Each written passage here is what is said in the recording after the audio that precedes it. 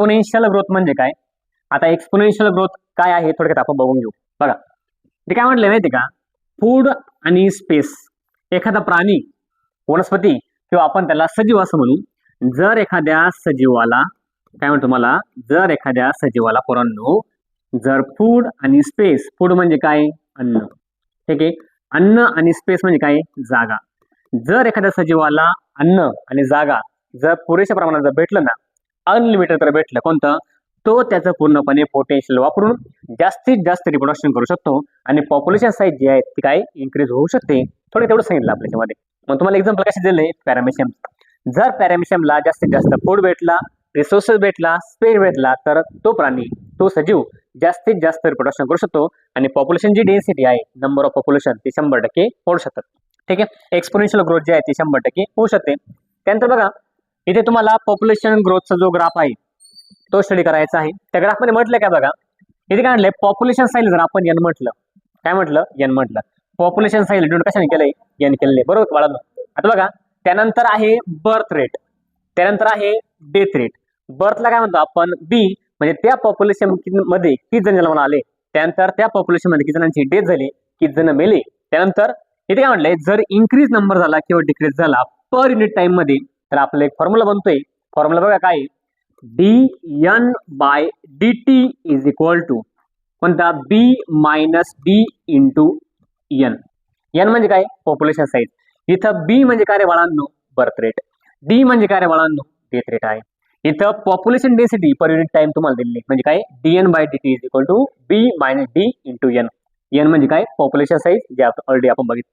इथे बघा काय, B minus D is equal to, B minus D is equal to जर आर घेतलं तर मला सांगा, B minus D is equal to R लिहू शकतो का, लिहू शकतो. मग मला सांगा, जर या जागेवर तुम्ही जर आर लिहिला, फॉर्म्युला काय तयार होईल, dn/dt इज इक्वल टू, याला काय म्हटलं आपण, आर म्हटलंय इंटू एन असं म्हटलंय. झाला फॉर्म्युला रेडी. बघा dn/dt is equal to R into N आहे, मग मी तुला आर इंटू एन असं लिहू शकतो का, लिहू शकतो. झाला फॉर्म्युला तयार. मग तुम्हाला हा फॉर्म्युला झाला पाहिजे कोणता, पॉप्युलेशन डेन्सिटीचा कोणता, एक्सपोनेन्शियल ग्रोथ मध्ये आपण पॉप्युलेशन ग्रोथ कर्व. मग तो ग्रोथ कर्व कसा आहे पोरांनो, जे शेप आहे. आता बघा इथं जे शेप कर्व का आलाय ते थोडं आपण लक्ष देऊ. आता जे शेप, कारण का जर एखाद्या पॉप्युलेशन मध्ये त्या प्राण्याची डेन्सिटी आपण जर स्टडी केली, त्याला टाइम जर पूर्णपणे जास्त भेटलाय आणि कोणता, त्याला जर फूड रिसोर्सेस जास्त भेटलाय, कोणता, फूड आणि स्पेस जागा तुम्हाला म्हटलंय, तर पॉप्युलेशन भेटेल वाढू शकतो. इथे काय बघा आपला formula dn/dt is equal to R into N. मग हा जर ग्राफ पूर्णपणे वाढत वाढत वाढत गेला, त्याचा शेप जो बनतोय त्या शेपला काय म्हटलं आपण, जे शेप असं म्हटलंय, जे शेप कर्व असं म्हटलंय. एवढंच थोडक्यात. डेन्सिटी वाढली पर युनिट टाइम, ग्राफच दिसतोय, जे शेप दिसतोय, आणि त्यालाच काय म्हणतात पोरांनो, एक्सपोनेन्शियल. म्हणजे त्याच्यामध्ये जेवढी ताकद असेल, जेवढा जास्तीत जास्त रिसोर्स भेटेल, पूर्णपणे जागा भेटेल, तो प्राणी जास्तीत जास्त काय करतो, रिप्रोडक्शन करतो आणि पॉप्युलेशन डेन्सिटी वाढते. म्हणून ते एखाद्या प्राणी डेन्सिटी तुम्हाला जास्त बघायला भेटते. ठीक आहे, एवढं आहे. चला पुढची स्लाइड बघूया आपण. आता पुढच्या स्लाइड मध्ये काही विशेष वगैरे नाही. मग तुम्हाला म्हटलंय पॉप्युलेशन डेन्सिटी वाढण्याचं पाठीमागे कारण जे आहेत ना, एकदम सोपं बघा. काय म्हटलं इथे, आर म्हणजे काय आपण बघितलं मग अशी इंट्रिन्सिक ग्रोथ रेट जो आहे. आता हा फॉर्म्युला बघितला आपण, dn/dt is equal to R into N. कसा आला हे मी तुम्हाला सांगितलं. त्यानंतर बघा त्याच्यामध्ये जो आर आहे का, आर, तो आर काय माहिती का, intrinsic rate of natural increase. म्हणजे प्रत्येक सजीव जो आहे त्याचा काहीतरी रेट असतो पूर्णपणे इन्क्रीज होण्यास. असं नाही प्रत्येक पॉप्युलेशन मध्ये एखादा सजीव जो आहे खूपच मोठ्या प्रमाणात इन्क्रीज होतो. प्रत्येकाला काहीतरी लिमिटेशन्स आहे. मग लिमिटेशन कोणतं बघा, इथं आरची व्हॅल्यू लिहिली, ऑर्गॅनिझम आणि त्याची R value, intrinsic growth rate. म्हणजे तो जास्तीत जास्त किती वाढू शकतो, तो रेट आहे हा कोणता, आर जो आहे. बघा बाळांनो इथे काय दिले, नॉर्वे रॅट आहे, तिचा इंट्रिन्सिक रेट किती जास्तीत जास्त 0.015. त्यानंतर अजून एक प्राणी बघा, फ्लोर बीटल तुम्हाला म्हटले, त्याचा किती 0.12 आहे. आणि माणसाचं किती पूर्णपणे 1983च्या आकड्यानुसार किती रेट दिले, 0.0205 असा तुम्हाला रेट दिलेला आहे. मग तुम्ही जर हे रेट बघितला कोणता, इंट्रिन्सिक ग्रोथ रेट, तुमचा जो फॉर्म्युला आहे कोणता, dn/dt is equal to R into N, आपला त्या पर्टिक्युलर प्रकारची डेन्सिटी जी आहे ती डेन्सिटी बघायला भेटेल. ठीक आहे, बघा इथे काय म्हटलं मग, it is an important parameter. हा इम्पॉर्टंट पॅरामीटर आहे for assessing impact of any biotic or abiotic factor. कोणता, आता बायोटिक म्हणजे काय पोरांनो, जैविक. त्यानंतर अबायोटिक म्हणजे काय, अजैविक जे आहे, म्हणजे कोणता, जे लिव्हिंग आहे आणि जे लिव्हिंग नाही. ठीक आहे, factor for the population growth. आता पॉप्युलेशन ग्रोथ साठी आर जो आहे, इंट्रिन्सिक फॅक्टर जो आहे खूप महत्वाचा आहे. ग्राफनुसार आपण बघितलं. त्यानंतर बघा पुढचे स्लाइड जे आहेत पुढच्या स्लाइडमध्ये तुम्हाला अजून एक फॉर्म्युला क्रिएट होते. तो फॉर्म्युला आला कसा किंवा त्या फॉर्म्युला नेमकं काय सांगायचं आहे ते आपण बघून घेऊ. बघा मुलांनो, इथे काय म्हटलंय, the integral form of exponential growth equation is, कसं आहे मग, NT is equal to N0 e raise to RT. हा फॉर्म्युला वगैरे आहे. मग बघा इथं NT म्हणजे काय रे, NT म्हणजे काय बघा, population density after time T. तुम्हाला जेव्हा डेन्सिटी मोजायची त्या पर्टिक्युलर टाइम मध्ये त्याची डेन्सिटी किती असणार आहे त्याला काय म्हटलं आपण, NT असं म्हटलेलं आहे, बरोबर.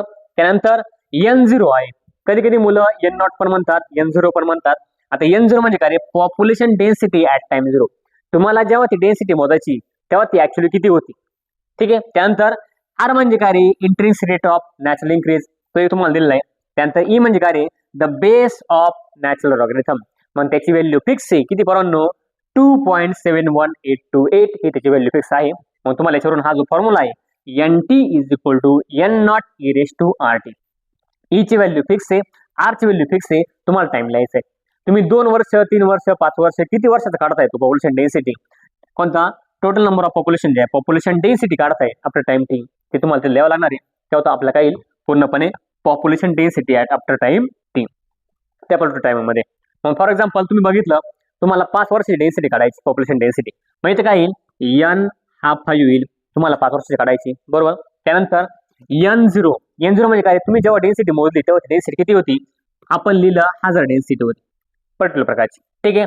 त्यानंतर E आहे, E ची व्हॅल्यू तुम्हाला फिक्स आहे. E ची व्हॅल्यू काय मग इथे दिली बघा, 2.71828 ही व्हॅल्यू आहे. त्यानंतर R ची व्हॅल्यू किती फिक्स आहे, आपण हायपोथेटिकल घेऊ एक्झाम्पल, कोणता 0.2312 अशी व्हॅल्यू आहे. आणि टाइम किती तुम्हाला म्हटलं दिलेला 5 वर्ष. काढायचं फॉर्म्युला काय आपला, पूर्णपणे population density after time T तुम्हाला डेन्सिटी येणार आहे, एवढंच तुम्हाला दिलेलं आहे, ठीक आहे. बघा पुढचा भाग बघू आपण. इथे बघा हा फॉर्म्युला आपण बघितला. त्यानंतर नेक्स्ट बघा आपला लॉजिस्टिक ग्रोथ काय. आतापर्यंत काय बघितलं आपण, एक्सपोनेन्शियल ग्रोथ म्हणजे एखाद्या प्राण्याला, परंतु एखाद्या सजीवाला जेवढा जास्तीत जास्त रिसोर्स भेटला, काय जेवढा जास्त रिसोर्स भेटला ना, त्या रिसोर्सचा वापर करून काय केलं, पूर्णपणे जास्तीत जास्त एक्सपोनेन्शियल ग्रोथ करा, पॉप्युलेशन साईज काय पूर्णपणे वाढेल, एवढंच आपल्याला म्हटलं आहे. बाकी विशेष काही विशेष नाही. बघा इथे काय म्हटलं बघा, लॉजिस्टिक ग्रोथ काय. आता प्रत्येक प्राण्यांची एक्सपोनेन्शियल ग्रोथ पॉसिबल नाही आहे, पॉसिबल राहू शकत नाही. त्यासाठी कोणता दुसरा जो पार्ट आहे तो कोणता, लॉजिस्टिक ग्रोथ कर्व आहे. मग आता लॉजिस्टिक ग्रोथ कर्व आहे बघून घेऊ आपण. बघा, there is no population in nature having unlimited resources for the exponential growth. प्रत्येक प्राण्याला अनलिमिटेड रिसोर्स भेटू शकतच नाही, ठीक आहे. त्यामुळे for exponential growth this lead to competition among the individuals. त्यांच्यामध्ये संघर्ष सुरू असतो. कॉम्पिटिशन म्हणजे काय, संघर्ष सुरू असतो, पूर्णपणे संघर्ष एकमेकाशी. म्हणजे एखाद्या फळासाठी, एखाद्या झाडासाठी किंवा एखाद्या तलावासाठी, एखाद्या पाण्यासाठी, किंवा जे बायोटिक फॅक्टर किंवा अबायोटिक फॅक्टर आहे, प्रत्येकाला एकमेकावरती अवलंबून राहून त्यामुळे माणसावरती सगळा तो संघर्ष वगैरे सुरू असतो. बघा, among individuals for limited resources eventually the fittest individual survive and reproduce. जो फिट असेल ते, मर्क माणूस जास्त दिवस जगू शकत नाही. आता मर्क माणूस कोणाला म्हणायचं लक्षात घ्या पोरांनो, कोणता, एखादा माणूस आहे, एखाद्या फॅमिलीमध्ये एखादा माणूस खूप विक असेल पूर्णपणे, कोणता त्याला कायम आजारी पडत असेल पूर्णपणे, किंवा त्याची तब्येत चांगली राहत नसेल, किंवा त्याला कोणती गोष्ट सांगितली कोणता त्या माणसाला जमत नसेल, किंवा थोडा बिहेवियर थोडासा काय असेल, वीक जर असेल, तर असा माणूस पूर्णपणे समाजामध्ये सर्वाइव्ह होऊ शकत नाही. डार्विनची थेरी कोणता, सर्वायवल ऑफ द फिटेस्ट. जो पूर्णपणे या निसर्गामध्ये फिट असेल तो, आणि तोच पुढे रिप्रोडक्शन करला पूर्णपणे, किंवा या समाजामध्ये तो फिटेस्ट राहू शकतो, ठीक आहे, स्ट्रॉंग राहू शकतो. जर एखाद्याला पूर्णपणे बोलंतर माणूस आढळतो एखादा, असा माणूस पूर्णपणे समाजामध्ये फिट राहू शकत नाही. हे पण आपण लक्षात घेतलं पाहिजे, बरोबर. बघा, in nature given habitat has enough, कोणता, given habitat has enough resources to the support of maximum possible numbers. म्हणजे निसर्गामध्ये प्रत्येकाला जो अन्नसाठा आहे, परंतु स्पेस जे आहे ती त्याच्याप्रमाणे योग्य आहे. प्रत्येकाला अनलिमिटेड रिसोर्स भेटू शकत नाही, पण त्याला जेवढे रिसोर्सेस भेटले ते कोणतं, त्याच्यासाठी पुरेसे आहे. काय आहे, पुरेसे आहे. बघा मग काय म्हटलंय, number behind which no further growth is possible it is called as a carrying capacity. म्हणजे प्रत्येकाला जेवढं पूर्णपणे भेटले परंतु काय, जेवढं पण रिसोर्स भेटलाय, बघा किती जरी खायला दिलं, मला सांगा एखाद्याच्या जनुकामध्ये पूर्णपणे जीनमध्ये, मला सांगा जीनमध्ये आपण काय बघतोय, एखादे आई किंवा वडील, कोणता, आई किंवा वडील आहे, की आई किंवा वडील यांचा अपत्य कोण आहे, मुलगा किंवा मुलगी, काय मुलगा किंवा मुलगी आहे असं आपण कन्सिडर करू. मला सांगा आईच्या पूर्णपणे जनुकामध्ये उंची आहे 5 फूट. किती? 5 फूट. वडिलांच्या ह्याच्यामध्ये उंची आहे पूर्णपणे 4 फूट. त्यांच्या आतापर्यंत खानदानामध्ये कोणाचीच उंची 5 फुटाच्या पुढे नव्हती. मला सांगा जेव्हा यांचं पूर्णपणे यांच्या पोटी जे आपत्ती म्हणेल ना त्या आपत्त्याची उंची कोणता 5 फुटापेक्षा जास्त असू शकत नाही. मग मला सांगा त्याला किती जरी आपण खायला घातलं जर त्याच्या जीनमध्ये ही उंची 5 फुटापेक्षा जर जास्त नसेल ना त्याची उंची वाढूच शकत नाही 5 फुटापेक्षा जास्त. हे मला सांगा त्याची तब्येत वाढू शकते पण त्याची उंची वाढू शकत नाही. लक्षात ठेवा. आता मला सांगा जर एखाद्या माणसाला खायला दिलं त्याने जिमच केली नाही पूर्णपणे किंवा किती जरी खाल्लं जिम वगैरे केली पूर्णपणे तरी पण त्याला काही लिमिटेशन असतं कोणता शरीर वाढण्यासाठी. असं नाही की त्याला भरपूर खायला भेटलं म्हणजे शरीर पूर्णपणे भरपूर वाढत राहील असं काही नसतं. लक्षात ठेवायचं. म्हणजे एक्सरसाइज केली पूर्णपणे ते शरीर वाढू शकतं पण असं नाही पूर्णपणे की त्यांनी भरपूर सारं खाल्लं म्हणजे उंची वाढल बाकी सगळ्या गोष्टी त्याच्यामध्ये वाढू शकतात असं चुकीचं आहे पूर्णपणे. ठीक आहे. प्रत्येक प्राण्याला कोणता इनफ जरी भेटलं पूर्णपणे काहीतरी कॅपॅसिटी असते. असं नाही की एखाद्या माणसाला पूर्णपणे दिलंय खायला आणि त्याच्या पोटी जर 10, 12, 50 मुलं त्याला म्हणतील कोणता असं काही नसतं. लिमिटेशन असतं पूर्णपणे. प्रत्येकाची काहीतरी काय असते कॅरिंग कॅपॅसिटी असते. कॅरिंग कॅपॅसिटी मग याला जास्तीत जास्त एवढेच पूर्णपणे सजीव जन्माला येऊ शकतात ही ती कॅपॅसिटी आहे. त्या कॅपॅसिटी आपण कॅरिंग कॅपॅसिटी असं म्हणतो. मग बघा इथे तुम्हाला इथं कॅरिंग कॅपॅसिटी दाखवलेली. प्रत्येक प्राण्याची काहीतरी कॅरिंग कॅपॅसिटी असते. म्हणजे कोणता एखादा प्राणी जो आहे पूर्णपणे पर्टिक्युलर पिरियड पर्यंत जास्तीत जास्त एवढ्या प्रोजिनी जन्माला घालू शकतो हे त्याच्यामध्ये म्हटलेलं आहे आणि त्यालाच काय म्हणलं आपण के असं म्हटलेलं आहे. ठीक आहे. कॅरिंग कॅपॅसिटी जे आहे. त्यानंतर बघा इथं लॉजिस्टिक ग्रोथचा तुम्हाला ग्राफ दाखवलाय आणि त्याचा फॉर्म्युला पण आपण बघून घेऊ थोडक्यात. काय म्हटलं इथे बघा आता हा जो ग्राफ आहे एखाद्या माणसाला पूर्णपणे खायला भेटलं भरपूर सारे रिसोर्स भेटला तर काही दिवसांनी पूर्णपणे तो कॅरिंग कॅपॅसिटी जी आहे कशी असते त्याला जेवढी कॅपॅसिटी आहे त्या प्राण्याची कोणता त्यानुसार काय करतो पूर्णपणे रिप्रोडक्शन करतो आणि त्याच्या प्रोजिनी जे आहेत त्या काय करतो मेंटेन ठेवतो. इथे काय म्हटलं बघा a population which limited resources show initially a lag phase. मग तुला काय म्हटलं हे 3 फेज मध्ये चालतं. कोणता lag phase log phase exponential phase. ठीक आहे. बघा पहिले कोणतं आहे लॅक फेज त्यानंतर ऍक्सलरेशन फेज पण म्हटले फेजेस ऑफ ऍक्सलरेशन आणि फेजेस ऑफ डिक्लेरेशन. आता याला एक नाव आहे कोणतं बघा Verhulst Pearl logistic growth factor जो आहे या ग्राफला असं नाव पडलं आहे. म्हणजे काय माहिती का आता हा जो पहिला पॉइंट आहे याला काय म्हणतो माहिती का आपण लॅग फेज. काय म्हणतो लॅग फेज. त्यानंतर हा जो आहे त्याला काय म्हणतो आपण एक्सपोनेन्शियल फेज. काय म्हणतोय एक्सपोनेन्शियल फेज असं म्हणतोय आणि याला काय म्हणतो आपण डिक्लेरेशन फेज. कोणता डिक्लेरेशन फेज. थोडक्यात लक्षात ठेवायचं. म्हणजे पहिली जी फेज आहे कोणती लॅग फेज हळूहळू चालते. दुसरी फेज आहे कोणता ऍक्सलरेशन कोणतं जास्त जोरात वाढते आणि तिसरी आहे कोणता डिक्लेरेशन तो म्हटलंय. म्हणजे तुम्ही लॅग फेज लॉग फेज म्हणजे लॅग फेज लॉग फेज आणि कोणताही एक्सपोनेन्शियल फेज जे आहेत इथपर्यंत ते सुद्धा तुम्ही म्हणू शकतात. पण आपल्या बुक्स तुम्हाला दिलं हे लॅग फेज लक्षात ठेवा ऍक्सलरेशन फेज लक्षात ठेवा ती जास्त वाढते आणि डिक्लेरेशन जी फेज आहे ती पण लक्षात ठेवा. थोडक्यात एवढंच आहे कोणता लॉजिस्टिक ग्रोथ. म्हणजे प्रत्येक प्राण्याला किती जरी अनलिमिटेड रिसोर्स भेटू शकत नाही हे तुम्हाला म्हटलंय. म्हणजे प्रत्येक प्राण्याला किती जरी पूर्णपणे अन्नासाठी असला त्याला काहीतरी लिमिटेशन्स आहे आणि हे लिमिटेशन असं कोणतं प्रत्येक प्राण्याची ग्रोथ जी होती पूर्णपणे एक्सपोनेन्शियल न होता लॉजिस्टिक ग्रोथ होते हे आपलं म्हटलं आहे. ठीक आहे. चला पुढे N T is equal to N0 e raise to RT असा फॉर्म्युला होता. बरोबर. आता हा फॉर्म्युला कोणता बघितला आपण एक्सपोनेन्शियल ग्रोथ रेटचा. आता आपलं कोणतं बघायचं पोरांनो लॉजिस्टिक ग्रोथ रेटचा फॉर्म्युला काय बघा काय म्हटलं इथं Verhulst Pearl logistic growth is describe as. मग डायरेक्ट डिस्क्राइब करतो आपण dN/dt. आता हे पहिल्या फॉर्म्युल्यामध्ये पण होतं या फॉर्म्युल्यामध्ये पण आहे. पाठीमागच्या फॉर्म्युल्यामध्ये R पण होता N पण होता. मग चेंज काय झालं फक्त याच्यामध्ये इथं चेंज झालंय कोणता कॅरिंग कॅपॅसिटी -N. N म्हणजे काय पॉप्युलेशन साईज जे आहेत आणि K म्हणजे काय कॅरिंग कॅपॅसिटी आहे. एवढा फरक झालाय बाकी काही विशेष नाही. मग हा फॉर्म्युला काय लॉजिस्टिक ग्रोथचा प्रत्येकाला काहीतरी लिमिटेशन आहे प्रत्येकाची काहीतरी कॅरिंग कॅपॅसिटी आहे. ती जर पूर्णपणे पॉप्युलेशन साईज म्हणून जर मायनस केली आपण जर के केला कोणता कॅरिंग कॅपॅसिटी तर तुम्हाला येणार काय पूर्णपणे dN/dt हे त्याचा आन्सर येणार आहे. म्हणजे काय population density per unit time हे आपल्याला आन्सर भेटते. एवढंच लॉजिक आहे. बघा मग तुम्हाला म्हटलंय वियर हा N म्हणजे काय रे population density at time T. N म्हणजे काय population density at time T ही. ठीक आहे. R म्हणजे काय रे intrinsic rate of natural increase. Intrinsic rate आहे नॅचरल इन्क्रीजचा म्हणजे किती रेट वाढू शकतो जास्तीत जास्त तो आपण बघितला रॅटचा बघितला ह्युमनचा बघितला. त्यानंतर के आहे कॅरिंग कॅपॅसिटी आहे. काय म्हटलंय कॅरिंग कॅपॅसिटी प्रत्येकाची किती कॅरिंग कॅपॅसिटी जास्तीत जास्त किती प्रोटीन याला होऊ शकतात त्या लिमिटेशन्स वगैरे आहे ते म्हणजे काय पोरांनो, कॅरिंग कॅपॅसिटी. त्यानंतर for most animal population resources for growth are limited, so the logistic growth is a model for the more realistic. म्हणजे एक्सपोनेन्शियल ग्रोथ जे मॉडेल आहे ते रिअलिस्टिक नाहीये, पण जे लॉजिस्टिक जो मॉडेल आहे पूर्णपणे रिअलिस्टिक आहे. तेच पूर्णपणे मॉडेल आपण या समाजामध्ये, या जगामध्ये फॉलो करू शकतो. त्याला कारण एवढंच आहे, प्रत्येकाला अनलिमिटेड रिसोर्स हा भेटू शकत नाही. जेवढा भेटतो त्याला कोणता पुरेशा प्रमाणात आहे, आणि तो जर त्यांनी वापरला पूर्णपणे त्याची लॉजिस्टिक ग्रोथ काय पॉसिबल आहे, एवढंच त्यांनी म्हटलेलं आहे.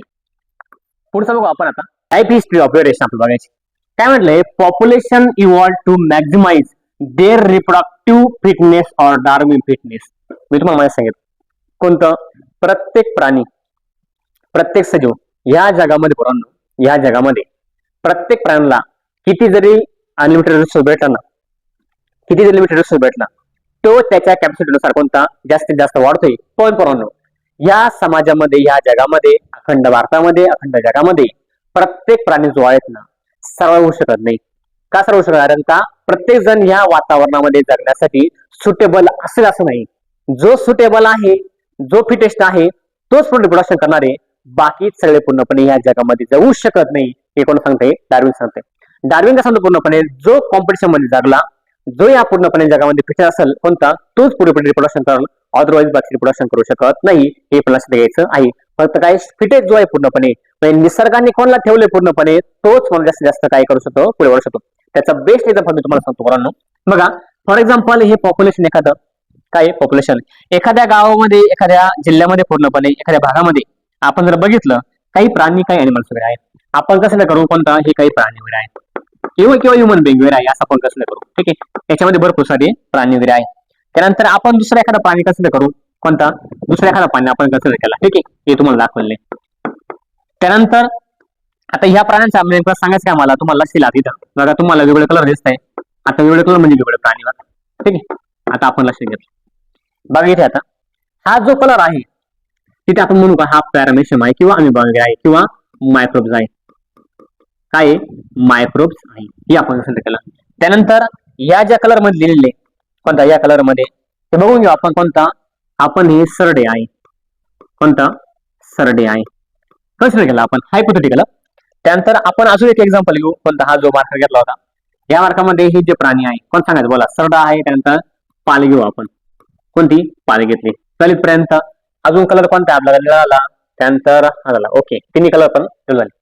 मला सांगा, जर एखाद्या वेळेस आपत्ती आली, संकट आलं, आपत्ती आली, संकट आलं, तर त्या संकटाच्या काळामध्ये कोणता असं झालं काय, त्या संकटाच्या काळामध्ये फॉर एक्झाम्पल आपण असं कसं करू, त्या पूर्णपणे संकटामध्ये, आपत्तीच्या काळामध्ये पाणी खूप आलं पूर्णपणे, त्या पाण्यामुळे कोणता, सरडे आहे, सरडे पूर्णपणे, आणि पाली ज्या आहेत त्या वाहून गेल्या.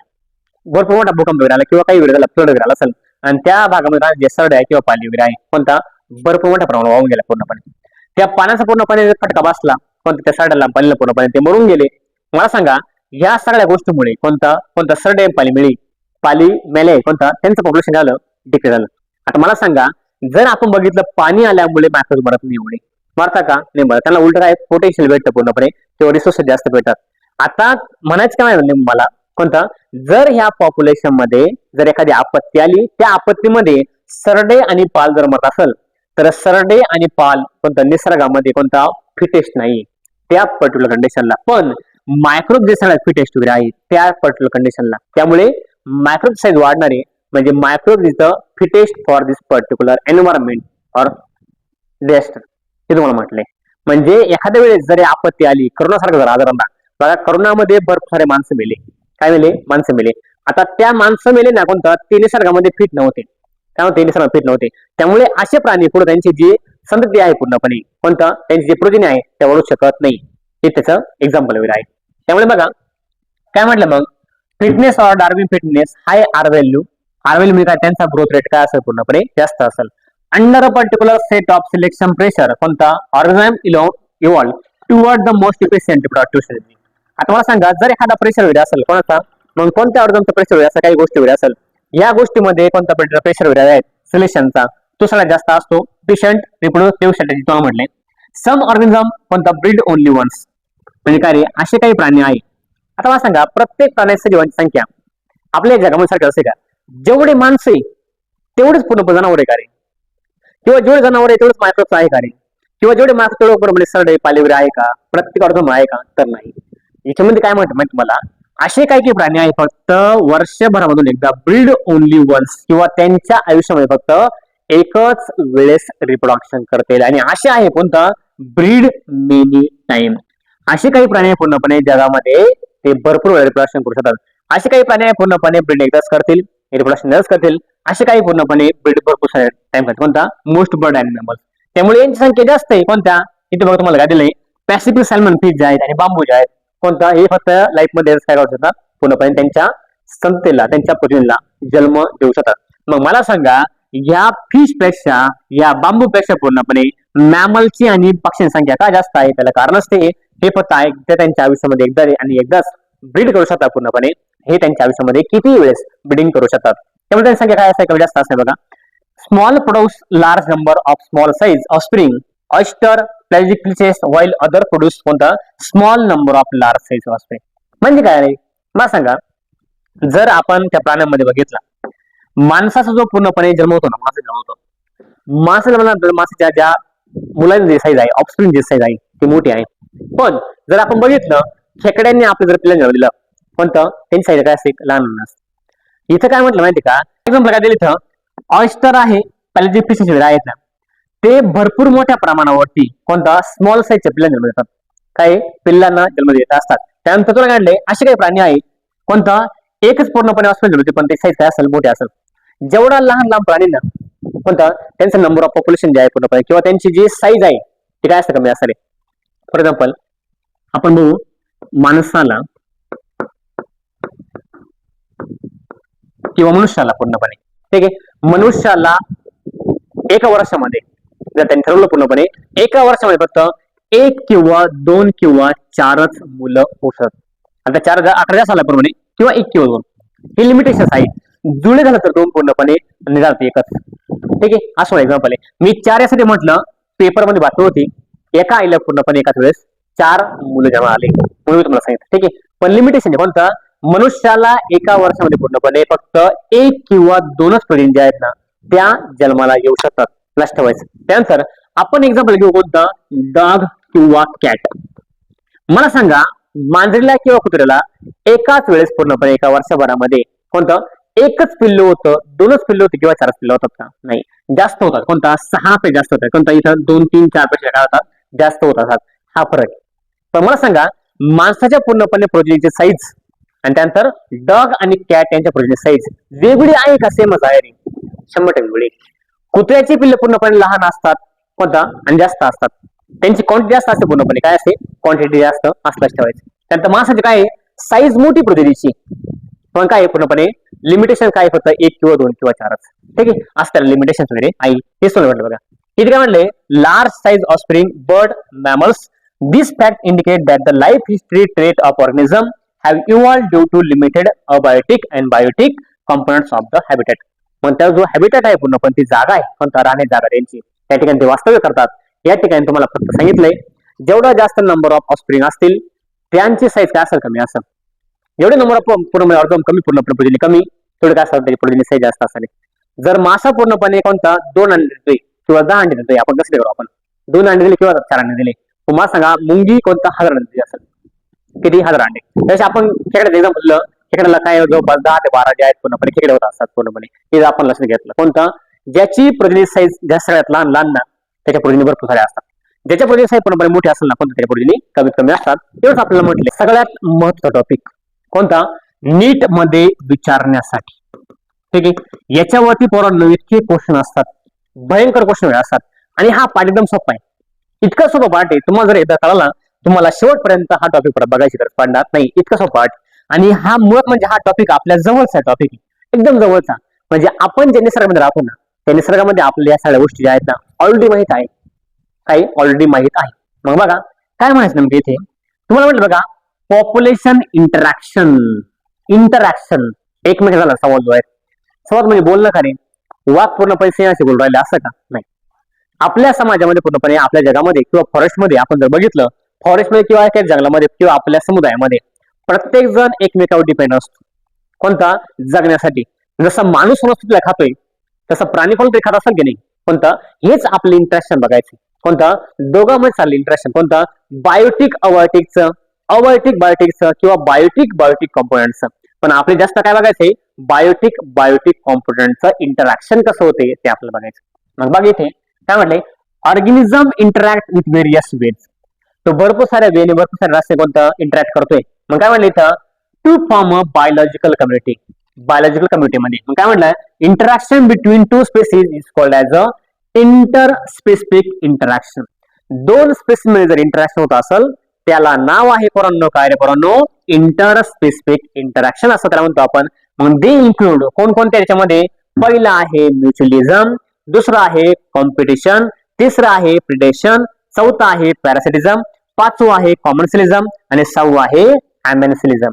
आता हे 6 गोष्टी ज्या आहेत त्या नेमका काय काय, सर तुम्ही म्हटलं ते की एकदम सोपं आहे आणि काय अमेन्सलिझम कॉमन्सलिझम वगैरे काय आहे, हे काय नेमकं आपला ते समजून घ्यायचं बघा. एकदम सोप्या गोष्टी वगैरे आहे. आता आपण पहिले म्युच्युअली सुरुवात करू. म्युच्युअलिझम, कॉम्पिटिशन, प्रिडेशन, पॅरासिटिझम, कॉमन्सलिझम, अमेन्सलिझम, या सगळ्या गोष्टी तुम्हाला क्लिअर होतील, क्रिस्टल क्लिअर होणार आहे. बघा मग आता बघू आपण इथे.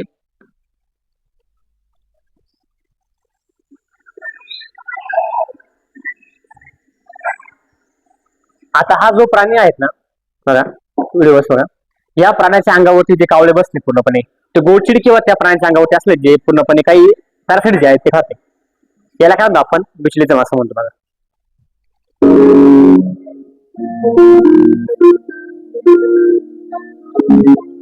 बघा त्याच्या कानावरले जे पूर्णपणे काही गोष्ट वगैरे किंवा बाकी वस्तू जे आहेत ते खाते. बघा दिसत तुम्हाला. चला अजून एक व्हिडिओ तलाव आहे, त्या तलावामध्ये बघा तुम्हाला भरपूर सारे मासे वगैरे दिसतील. त्यांचा माशांचा एक व्हिडिओ आहे, तो बघा एकदा व्यवस्थित. In order to survive, organisms need access to a range of living or biotic factors, such as food and light. या प्राण्याने काय केलं माहिती का, त्याला खाले पक्षी वगैरे आहे बघा. For a meal. But this doesn't just happen in sea ducks. It happens in every ecosystem around the world. Let's dive in and take a look at this behavior in marine ecosystems. In order to survive, organisms need access to a range of living or biotic factors, such as food and mates. They also need non-living or abiotic factors, such as light and shelter. But in any ecosystem, these resources are limited. Because organisms of the same species need the same resources, they compete against one another to get them, such as in king crabs who fight it out for food, shelter, or a mate. This type of relationship between organisms is known as competition. There is a constant struggle for survival in any ecosystem, and many organisms die, especially the young, old, and weak. But organisms don't need to fight one another to be in competition. These ratfish are in competition with one another just because they're eating the same sea jelly, and this resource is limited. Shelter is just as important as finding food. Having outgrown his shell, this hairy red hermit crab fights another crab for his bigger shell. The bigger shell will provide more space for his growing body, as well as shelter and protection from predators. Competition also occurs when organisms mature and are ready to reproduce. These male Antarctic fur seals fight one another for territory on the beach, which gives them access to females for mating. Other species take a different approach. For example, a male pufferfish spends hours creating intricate patterns in the sand, known as crop circles. These are designed to attract the female pufferfish. If the male's skills are deemed worthy by the female, she'll lay eggs in the center of the crop circle. But it's important to note that competition occurs between organisms of different species too. Surgeonfish, for example, eat the same coral as parrotfish. Even though they're different species, they're still competing with one another for the same. Competition असेल, म्युच्युअलिझम असेल, या गोष्टी वगैरे सुरू असतात. आता तुम्ही video बघितल्यानंतर हा जो महत्वाचा पार्ट जो आहे तुमच्या लक्षात आला असेल. आता अजून एक व्हिडिओ बघा तुम्ही.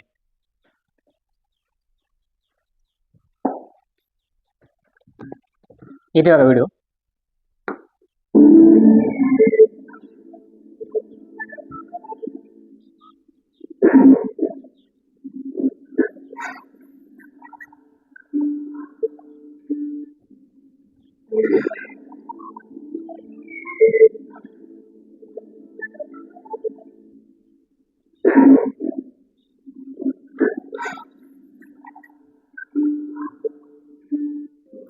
म्हणजे हा जो प्राणी आहे त्या प्राण्याचे जे पिल्ल वगैरे आहे ते पिल्ल एका गरुडाने पूर्णपणे उचलले होते, पण प्राण्याने कॉम्पिटिशन केली आणि कोणतं त्याला पूर्णपणे खाल्लं. अशी कॉम्पिटिशन असते जगामध्ये पूर्णपणे. आता बघा हे पिचर प्लांट आहे, इन्सेक्टिव्हरस प्लांट.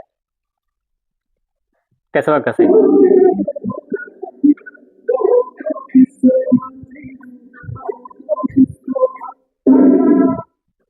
व्हिडिओ बघा परत दिवस.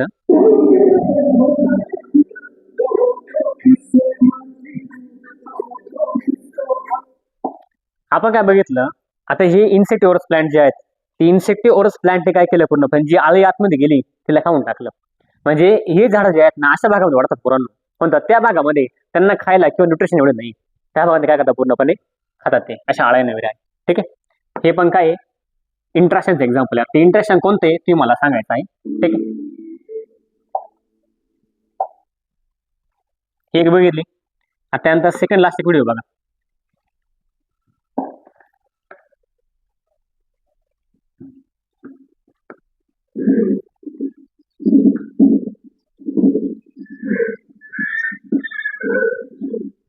आता हा जो घोडा आहे ना, घोड्याच्या नाकापाशी काही गोचिड किंवा काही पॅरासिट आहे ते असेल त्याच्यामुळे कोणता ते प्राणी खाऊ राहिलाय. ठीक आहे, पक्षी खाऊ राहिलाय.